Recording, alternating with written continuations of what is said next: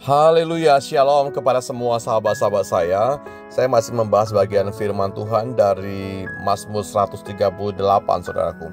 Ada hal-hal yang menarik yang kita akan perhatikan di sana. Setelah kemarin saya berbicara bahwa Tuhan itu akan menyelesaikan karyanya, ya, yang maksud saya adalah karya keselamatan kepada kita, ya, yang berdosa, tentu lewat kelahiran, lewat kematian, bahkan lewat kebangkitan Tuhan. Nah, di poin ini kita bisa melihat bagaimana kasih setia Tuhan itu tidak pernah berubah. Sungguh luar biasa, manusia bisa berubah, dunia bisa berubah, semua hal dalam dunia bisa saja selalu mengalami sebuah perubahan. Ya, ada perubahan yang menjadi baik, ada juga perubahan yang tidak menjadi baik. Tidak ada konsistensi, saudaraku. Tapi Tuhan luar biasa. Kalau Anda perhatikan pasal yang sama, ayatnya yang ke-29, saudaraku. Bagaimana bersyukurlah kepada Tuhan, sebab Ia baik, bahwasanya untuk selama-lamanya kasih setianya. Mazmur 118 ayatnya yang ke-29.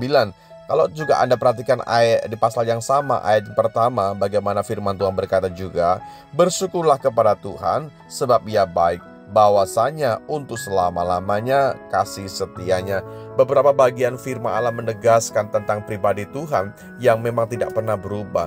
Dan kita harus bersyukur kepada Tuhan sebab ini alasannya. Sebab sungguh Dia Allah yang baik, Dia Allah yang tidak pernah berubah. Dia Allah yang tetap sama dulu, sekarang, bahkan sampai selama-lamanya. Apa itu mengenai kasih?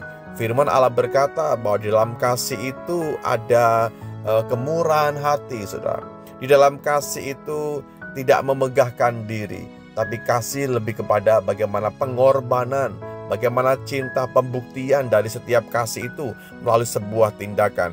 Kasih tidak melakukan yang sopan, kasih juga tidak mencari keuntungan diri sendiri, dan bagaimana kasih juga tidak menyimpan kesalahan orang lain. Ya, dikatakan dalam 1 Korintus pasal yang ke-13 dan seterusnya.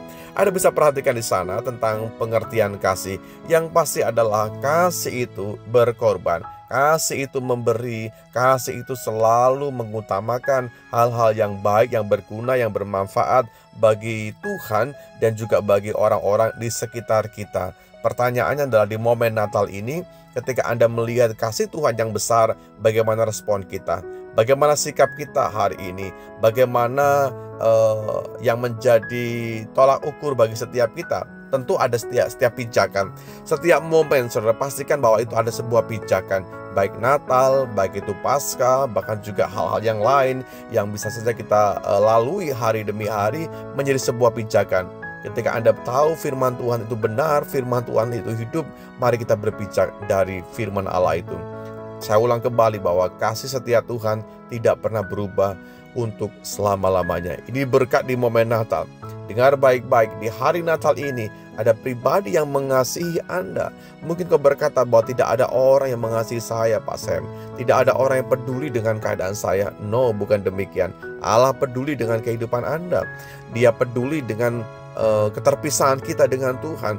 Dia peduli bahwa kita tanpa Dia akan binasa, akan mendapat celaka, akan mendapat kematian yang kekal. Tapi Dia hadir dan Dia menyentuh setiap kita lewat kasih-Nya yang besar itu.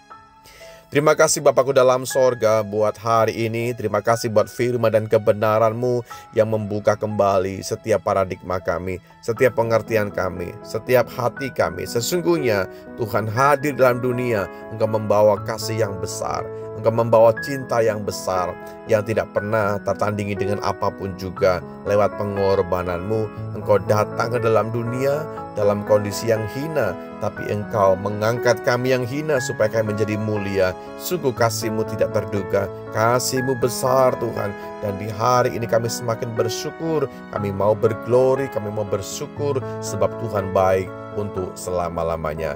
Di dalam berkat nama Tuhan Yesus Kristus kami sudah berdoa. Amin.